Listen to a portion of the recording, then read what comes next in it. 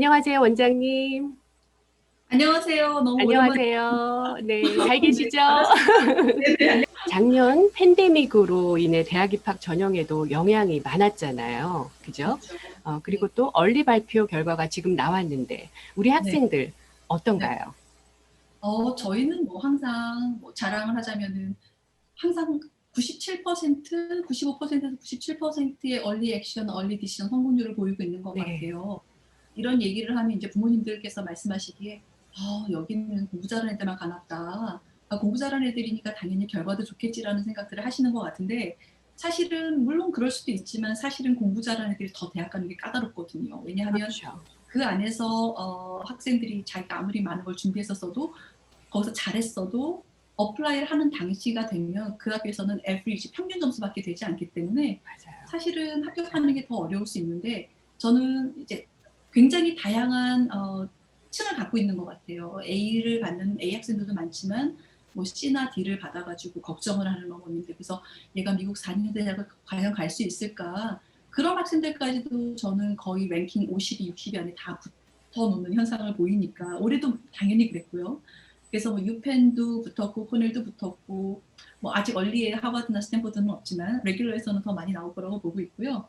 뭐 노럴댐이나 시카고도 붙었고 그래서 좋은 결과들이 나오고 있는 것 같고 그다음에 아까 이제 잠깐 말씀하셨던 여기 이제 정책이 코로나 바이러스에서 많이 변형이 됐어요. 변화가 일어났어요. 네. 그것 중에 가장 이제 큰 거는 부모님들이 많이 아시겠지만 SAT 점수를 보지 않았다는 거예요. 이번 연도에. 그래서 옵셔널로 뒀고 재학생 중에도 코넬 유펜 붙은 아이들이 SAT 점수를 내지 않았다는 거. 그래서 그럼에도 불구하고 이제 합격이 됐다는 건 정말 많이 반영이 됐다는 거고 그게 앞으로도 더 많이 그렇게 될 가능성이 많다는 게 반추되어서 네. 네, 저희는 뭐 소식을 아직까지도 좋게 보고 있습니다. 그리고 앞으로 조금 더 많은 변화가 있을 걸로 보고 올해를 기점으로 해서 더 많은 변화가 있지 않을까 생각을 하고 있어요. 저희가 작년에 이제 관리하던 학생들이 그 안 원장님의 그 노력하에 그 대학을 갔는데, 제가 그 보니까 네. 학생들의 평균 그 실력이나 점수보다 저희 안 원장님께서 더 높은 학교를 이렇게 합격시키는 걸 보고 제가 굉장히 그 감동을 받았던 그런 경험이 있습니다. 고맙습니다. 네. 네. 다음, 해가 갈수록 그러나 죄송합니다. 경쟁은 치열해지고 있잖아요.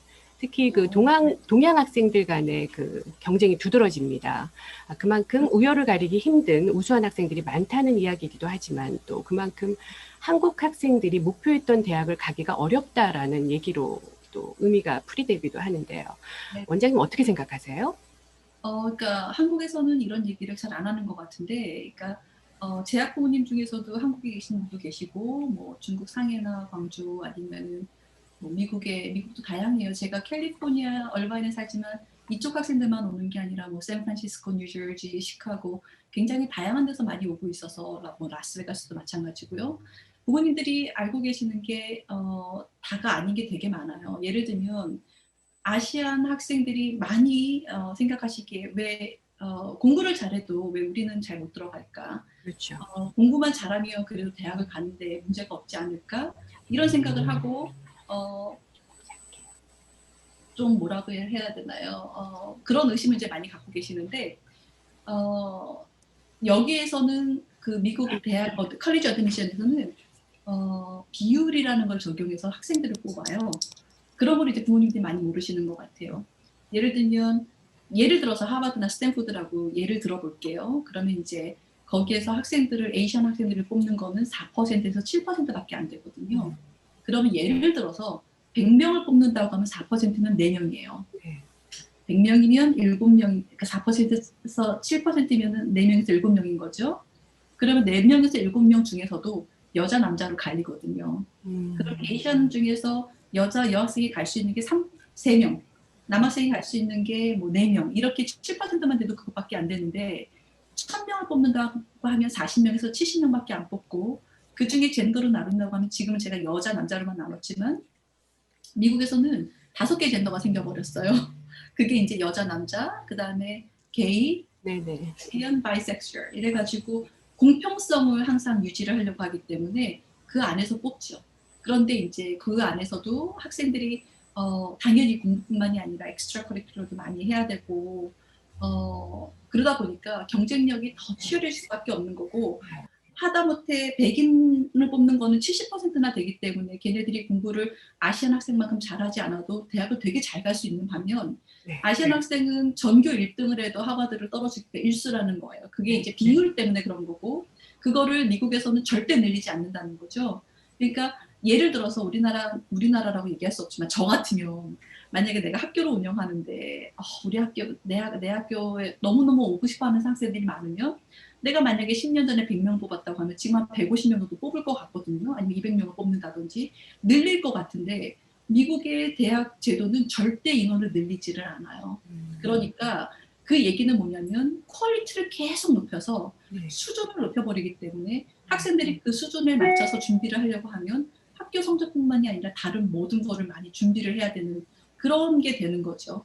그래서 상당히 대학을 가는 게 더 많이 어려워지고 있는 것 같고 공부뿐만이 아니라 다이버시티한 상황 그리고 자기가 전공을 하려고 하는 것 외에도 어떤 다른 탤런트를 보여줄 수 있는 이런 것까지 한다고 하면 좀 경쟁력은 있어 보여요. 네, 그럼에도 불구하고. 그래서 제 학생들은 이제 그런 것들을 많이 준비하다 보니까 잘 가게 되는 것 같아요.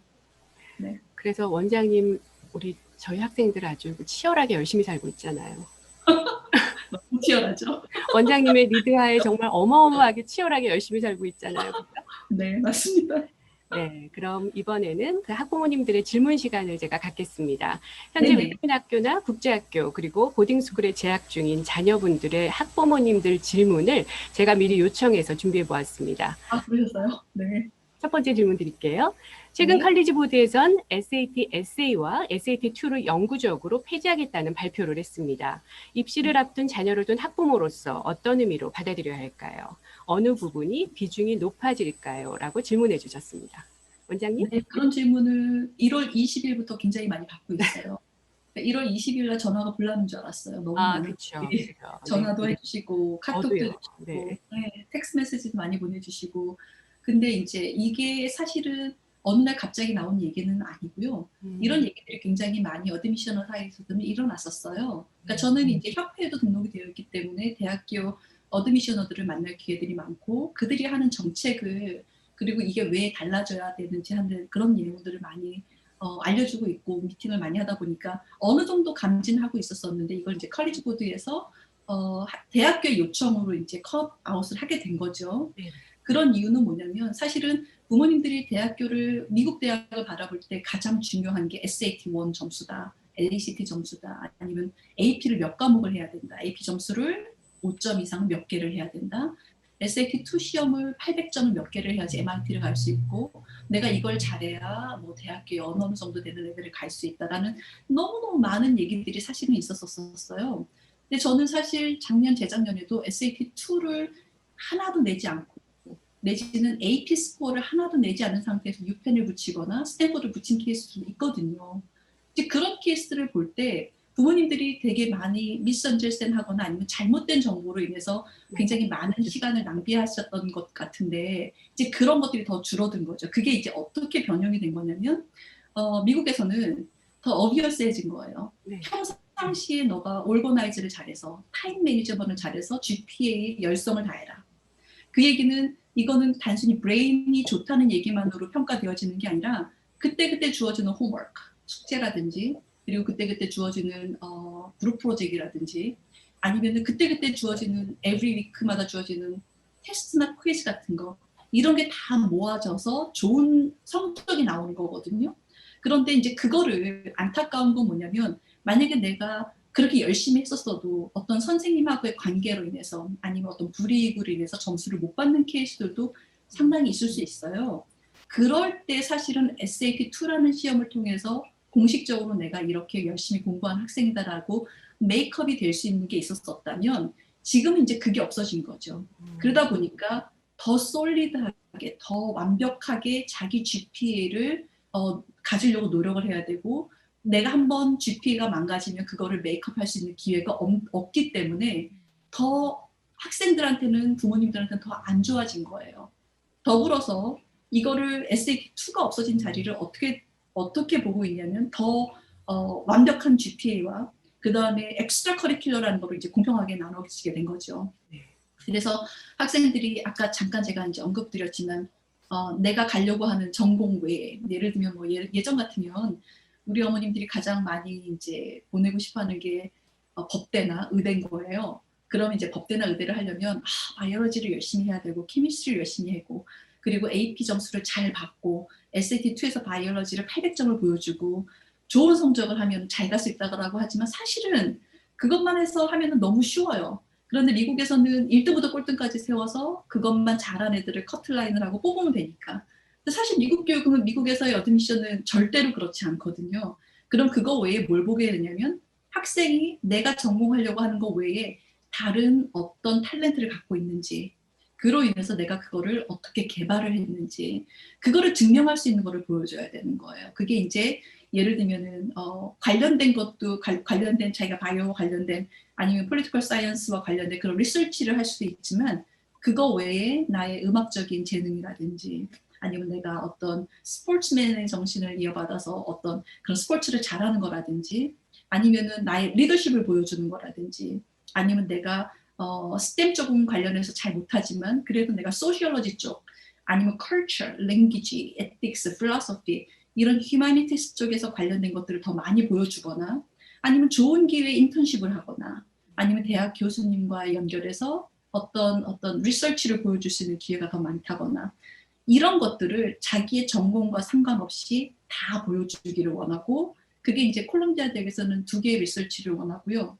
하버드에서는 20개까지 원하고 있고 20개의 자기가 이런 여러 가지 분야에서 다 활동한 것들을 정말 보여줘야 되는 그리고 이거는 또 다른 얘기지만 U 미시건에서 올해부터 생긴 게 이제 비즈니스 메이저도 폴폴리오를 달라고 얘기를 하거든요. 그러니까 우리가 생각했을 때 폴폴리오 하면은 사실은 아트 아니면 뮤직과 관련돼서 내가 뮤직 대학을 가거나 음대를 가거나 미대를 갈 때 뭐 그림 10개에서 20개를 준비해서 폴폴리오를 보여주거나 음악의 오디션을 준비하느라고 몇 개 음악 작품 뭐 20세기, 19세기, 18세기 걸 보여주는 이런 걸 한다든지 이랬었던 거를 지금은 이제 그 바운더리가 넓어져 버린 거예요. 그래서 비즈니스 메이저인데도 불구하고 리서치를 보여줘야 되는. 그래서 어머님들이 상당히 그 부분에서 멘붕이 되셨어요. 그게 가장 먼저 시행한 학교가 지금 University of Michigan Ann Arbor 굉장히 중요한 학교고요.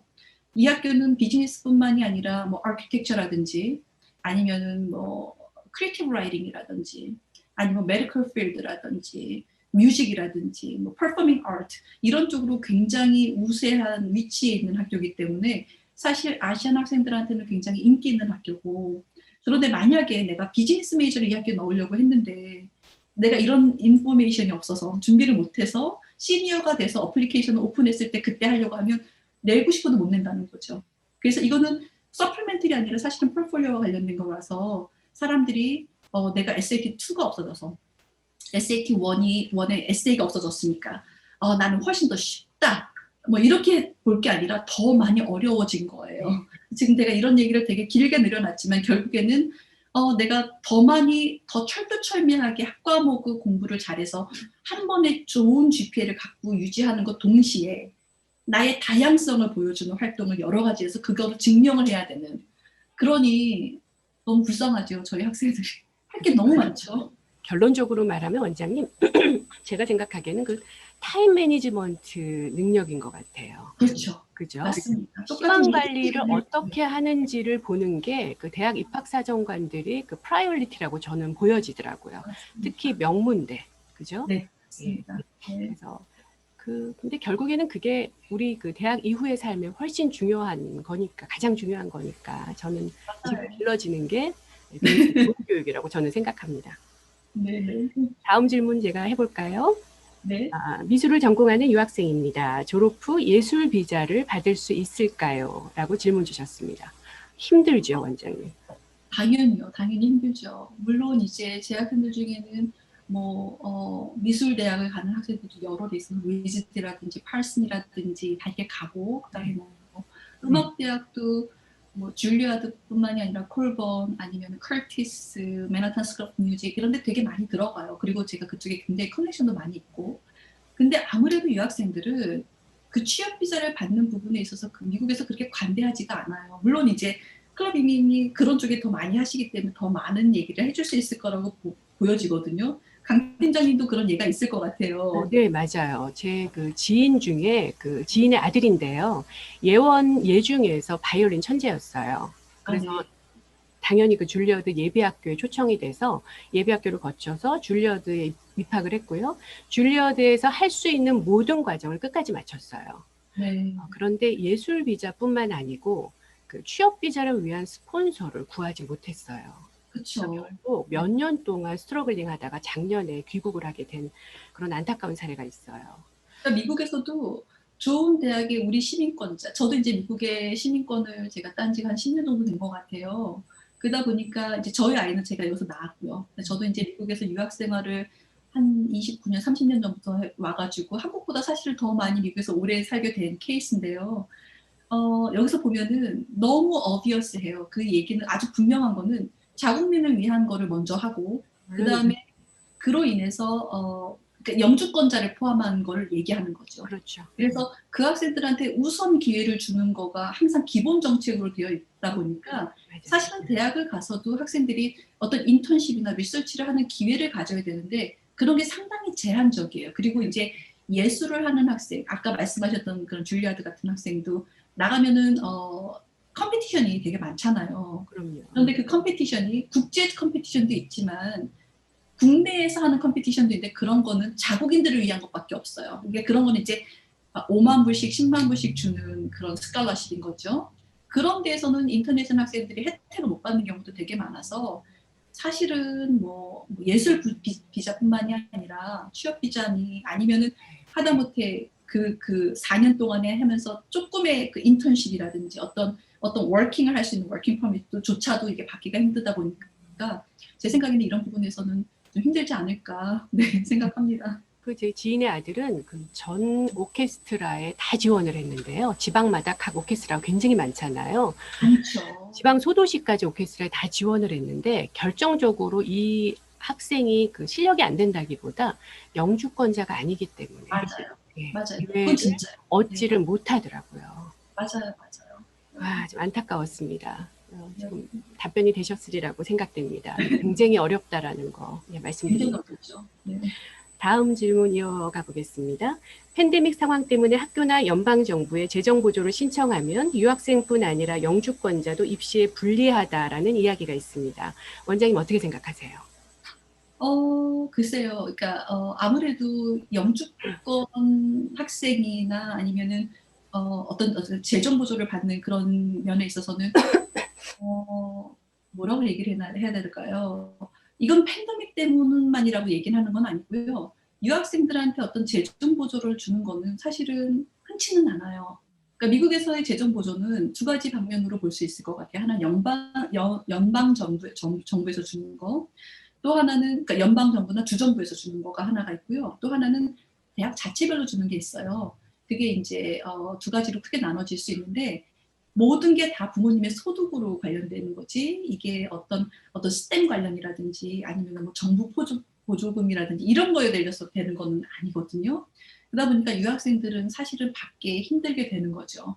이거는 영주권자나 시민권자 학생들이 부모님들의 소득에 따라서 그리고 내가 공부를 잘하는 거를 학생이 공부 잘하는 거를 국가적인 차원에서 지원을 해주는 그런 거에 속하는 거라서 네 아무래도 재정 보조는 유학생들한테는 힘들지 않을까 싶습니다.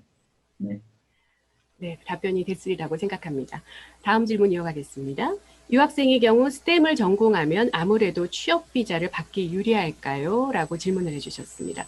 참고로 스템은 사이언스, 테크놀로지, 엔지니어링, 매스메릭에 관련된 전공을 말씀하고 있습니다. 어떤가요, 원장님? 글쎄요. 아무래도 이제 다른 일반 휴머니티스를 전공할까? 그러니까 휴머니티스라는 거는 뭐 사이콜로지, 이코노믹스, 비즈니스, 소시올로지, 뭐 히스토리, 잉글리시 이런 쪽, 필로소피 이런 쪽을 얘기해요. 철학, 인문학 쪽을 얘기하는 거고 지금 이제 팀장님께서 말씀하신 거는 과학 쪽인 거죠. 이공계? 수학 과학 쪽이 이공계 쪽을 얘기하는 거죠. 아무래도 좌백해라고 하는 미국에서는 뭐 미국뿐만 아니라 전 세계가 지금은 뭐 반도체다, artificial intelligence, AI다, robotics다, computer science다 너무 많죠. 하다못해 요즘에 테슬라가 너무너무 핫해서 한국에서도 주식을 많이 한다고 알고 있는데 네. 여기서도 테슬라가 굉장히 좌 포지션이 많이 있어요. 그런데 좌 포지션에 딱 거기 테슬라 안에 들어가서 좌를 하는 그 리스팅에 보면은 영주권자 이상을 뽑아요. 그 얘기는 여기에서도 그거 관련된 학생들이 시민권 영주권자들도 넘쳐난다는 얘기인 거죠. 그러다 보니 아무래도 이런 학생들을 여기서도 국내에서도 구할 수 있는데 굳이 외국인 학생을 이걸 해서 서포트를 해준다? 네. 물론 굉장히 어떤 수상 경력이 좋다든지 아니면은 어떤 교수님의 강력한 추천으로 인해서 그렇게 한다고 하더라도 이거는 이민법하고 그리고 이제 그 국방부의 그 스테이러스와 관련돼서 들어가는 거기 때문에 사실은 취업 비자를 받는 그런 게 녹록하지는 않을 거예요.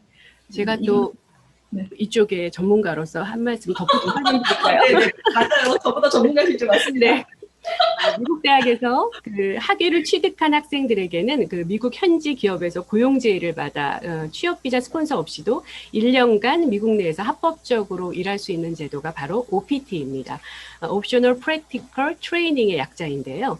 그러나 미국이 현재 그 스템 분야의 인력이 모자라서 이 분야만 2번을 연장할 수 있습니다. 그래서 기업에 나의 능력을 어필할 수 있는 시간이 다른 분야 전공자보다 최장 3년이 있다라는 의미인데요. 그러나 이것이 취업 비자를 장담하는 거는 그렇게 장담할 수는 없습니다. 현재 미국 기업들이 스폰서를 해주는 거를 굉장히 꺼려합니다. 번거로운 절차를 통해서 스폰서를 해줘도 영주권만 취득하면 이직을 하거나 사퇴를 하는 경우가 그동안 빈번했기 때문입니다. 물론 기업에 꼭 필요한 인재, 그러나 원장님 말씀대로 영주권자나 그리고 미국인으로서는 대체할 수 없는 그런 인재라면은 당연히 기업에서 스폰서를 자청하겠죠. 그렇죠, 원장님? 당연하죠. 그리고 또 하나는 그 OPT 기간에 어떤 대학생들 같은 경우는 그 기간에 두 가지 옵션을 갖고 가는 것 같아요. 하나는 이렇게 내가 잡을 가짐으로써 일을 해볼 수 있는 경험을 갖거나 어떤 학생은 그 기간을 이용해서 대학원을 어플라이하는 걸 하거든요. 왜냐하면 미국은 대학교를 졸업하면 certain 한 달 안에 나가야 돼요. 왜냐면 I-20가 다 끝나니까요. 그렇죠. 그래서 그거를 합법적으로 미국에서 너가 더 스테이하면서 대학원을 준비를 할 수 있다라고 하면서 OPT 비자를 주는 거거든요.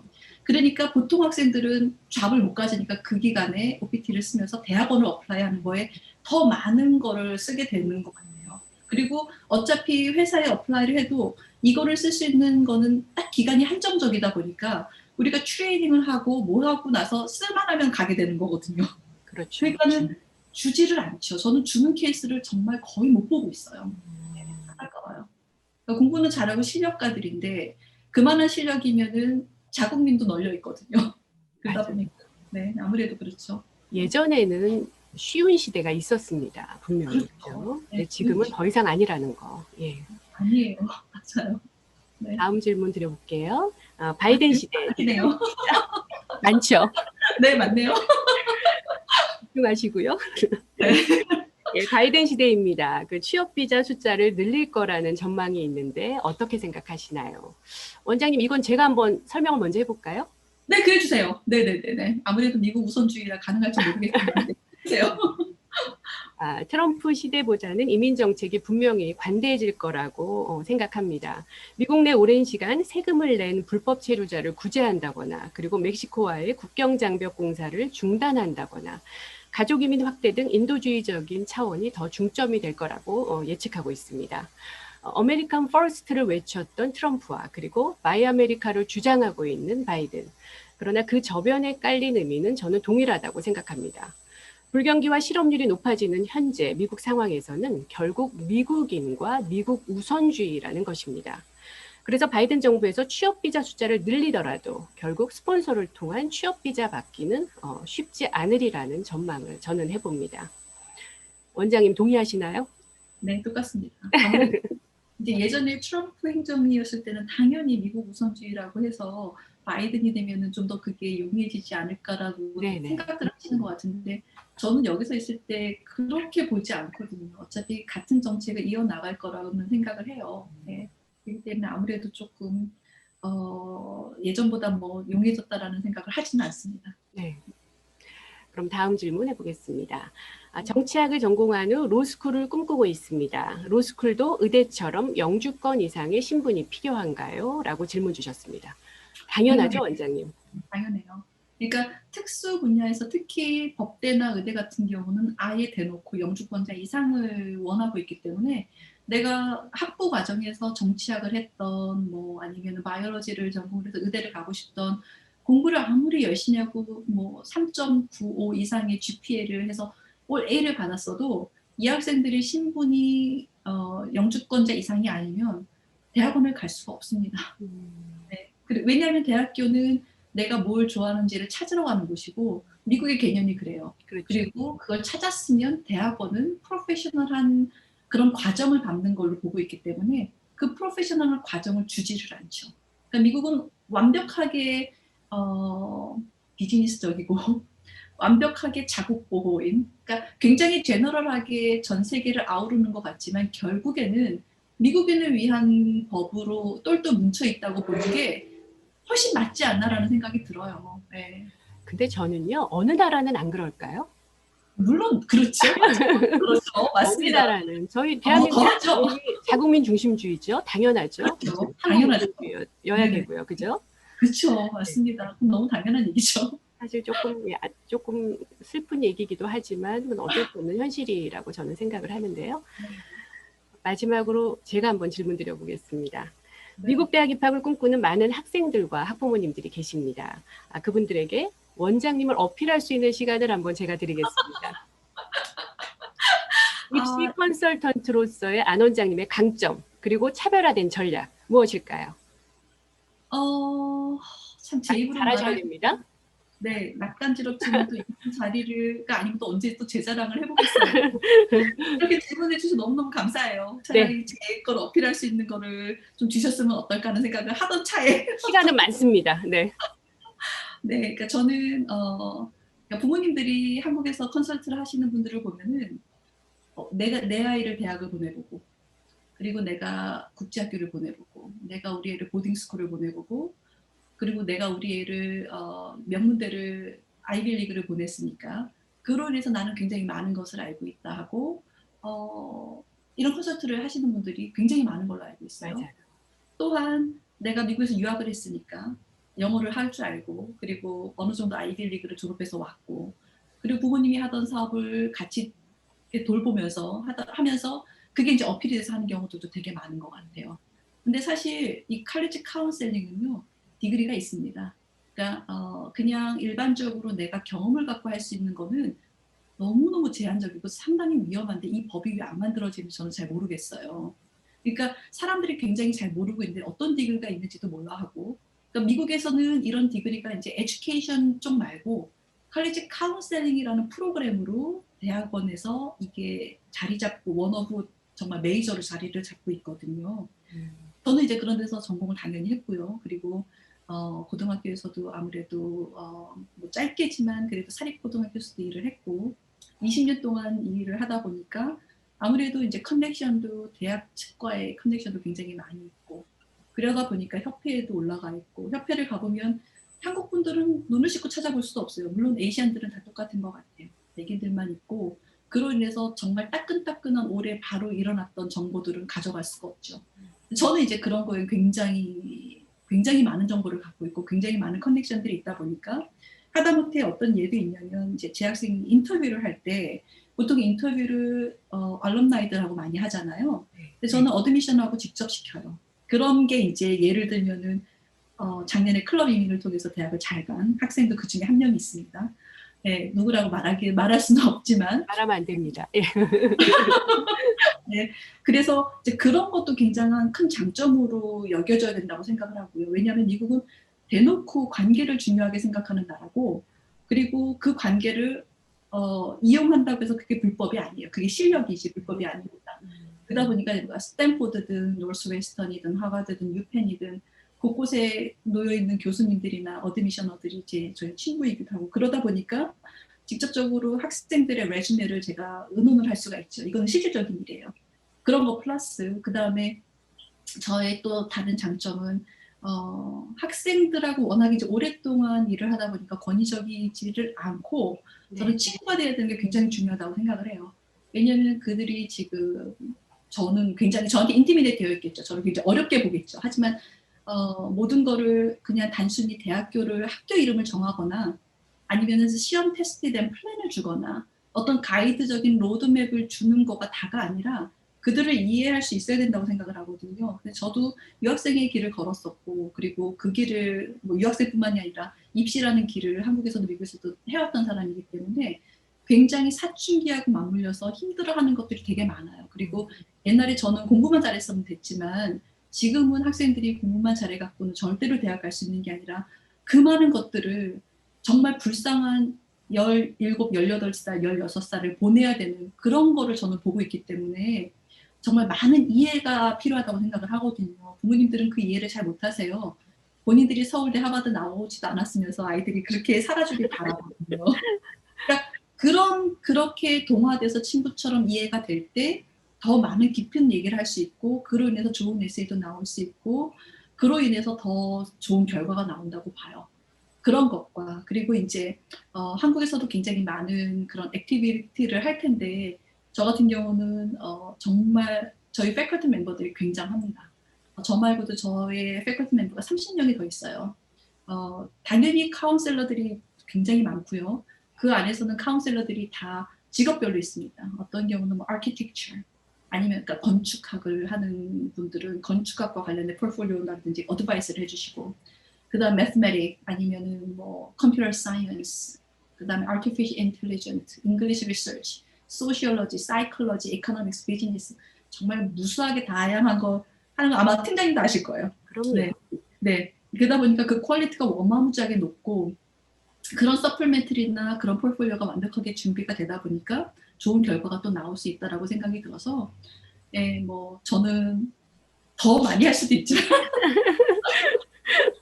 네, 이렇게 저희가 하고 있는 것 중에 가장 큰 장점이 아닐까 생각이 듭니다. 네, 무엇보다도 제가 너무 어드미션과 관련돼서는 너무너무 잘 알고 있고요. 네. 제가 그러면 잠시 말씀을 좀 드려보겠습니다. 저는 그동안 원장님과 함께 일하면서 자연스럽게 서로 그 개인적인 성향을 아주 쉽게 파악을 하게 됐는데요. 원장님의 강점이 된 많은 정보와 흔히 볼 수 없는 차별화된 프로젝트들은 아마도 원장님 성격 때문 아닐까요? 원장님 성격 급하시잖아요. 성격 급하고 플러스 완벽주의적인 성격 갖고 있고 네네. 그리고 한 번 약속한 거는 목에 칼이더라도 지켜야 되는 그런 네. 좀 까탈스러운 성격이 있다 보니까 아무래도 말에 대한 책임을 지고 싶어하는 게 있어서 주변에서 힘들어하는 면도 없지 않아 있습니다. 네. 맞습니다. 저도 좀 그런 성격이 급한 게 있습니다. 네. 그래서 남보다 더 빨리, 더 열심히 정보를 접하고 자료를 찾고 또 프로젝트를 발굴하는 게 아닌가 싶습니다. 네. 원장님, 우리 여기까지 할까요? 네, 알겠습니다. 우리 또 원장님이 칭찬 알러지가 있으셔서요. 제가 여기까지 하겠습니다. 더 하실 수 있지만, 저도 더 할 수 있지만. 네, 네, 네. 안 원장님 수고 많으셨습니다. 맞습니다. 5월 달에 서울 오신다는 계획 변동 없으시죠? 네, 5월 달에는 작년에도 갔었어야 되는데 지금 학생들이 많이 기다리고 있고 또 네네. 새로운 분들도 많이 만나 뵙고 싶고 팀장님도 뵙고 또 거기 부팀장님도 뵙고 사장님 뵙고 하고 싶어요. 네, 가서 뵈야죠. 학부모님도 아주 많이 기다리고 계세요. 그렇죠. 네, 네. 그럼 올해 5월 마지막 주에 비대면이 아닌 제가 페이스 투 페이스 세미나를 준비하는 걸로 해보도록 하겠습니다. 네, 고맙습니다. 거기는 금요일 저녁이잖아요. 그죠? 지금 네, 저녁 6시 40분 됐네요. 금요일 저녁 이렇게 귀한 시간 내주셔서 정말 감사합니다. 아니에요. 해주셔서 감사합니다. 5월에 네. 건강한 모습으로 뵐게요, 원장님. 네, 고맙습니다, 팀장님. 항상 건강 조심하세요. 안녕히 계세요. 감사합니다. 감사합니다. 네,